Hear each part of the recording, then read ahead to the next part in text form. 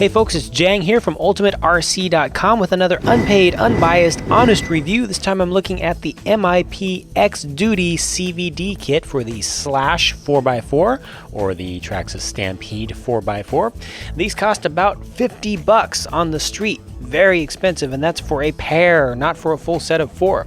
They come as a kit here. As you can see, they come completely unassembled, a little bag of parts you have to put together yourself. It does not include an instruction sheet to tell you to go to this URL. Be sure to type it in precisely, including capitalization. This is what you're going to see once you get there. Pretty simple to put together.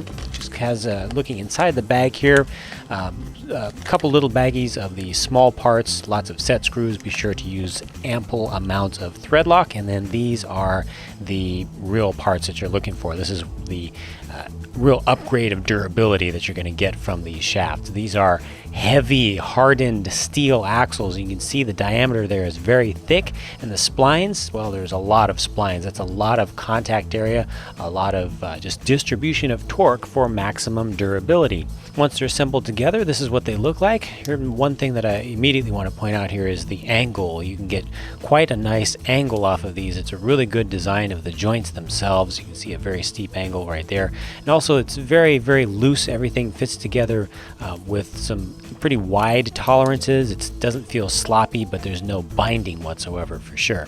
Here it is installed on the rear end of my Stampede 4x4 in this case. There were absolutely no issues. You just want to make sure to use the stock fiber washer in its normal position out there for spacing. There's no binding. You can see how the telescoping action actually occurs here, similar to the stock half shafts. That's why it's also very important that there is some looseness in there so you don't get any binding in your suspension. So it all goes together well. It's just a direct drop-in replacement for your stock axles. Now, for testing, I went ahead and put about 5 packs of driving through this vehicle in this form here. It's Project Shapeshifter. This is a Stampede 4x4 chassis. Again, the exact same thing as the Slash 4x4 at the front and rear ends. But just driving it like this on 2S, even with the 550 class motor, wasn't really straining the drivetrain. For that, I needed to use a 1/8 scale motor and a 4S battery. 4S LiPo in a 1/10 scale vehicle with a 1/8 scale motor. Non-stop wheelies and stoppies on command. I even had it on asphalt for maximum traction. We're talking about 1400 watts of power to the ground here. Put about 4 packs through it just like that. Damage report? Nothing. All that punishment and absolutely no wear to these that I could determine other than just cosmetic stuff on the outside. Over on the right hand side you can see some shiny spots here. That's where a rock got stuck in there and just rotated around for a little while, and it just wore down some of the black coating on the outer surface. But other than that, 4S with an 8th scale motor, no problems so far. One thing that I did notice out here at the edge when I was running in a different configuration was I was getting a little bit of binding or a little bit of rubbing against these Traxxas upgrade aluminum hub carriers. These are the ones that give you extra toe in. They do come stock with the Slash 4x4 Platinum Edition, or you can add them on to a Stampede or a regular Slash 4x4. So there was a tiny bit of rubbing just up in that upper corner there.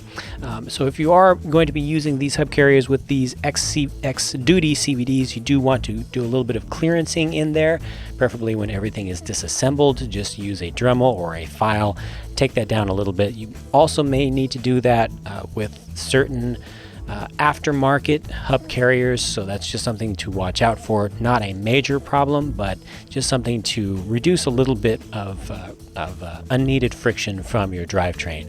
All in all though, like I said, 4S 8th scale motor, no damage whatsoever with my stock plastic axles. Even though the Slash 4x4 and Stampede 4x4 axles are extra heavy duty, still they would oval out the pins that connect to the diff out drives pretty quickly, and you could see twisting of the shafts. Not so with the MIP X Duty CVDs.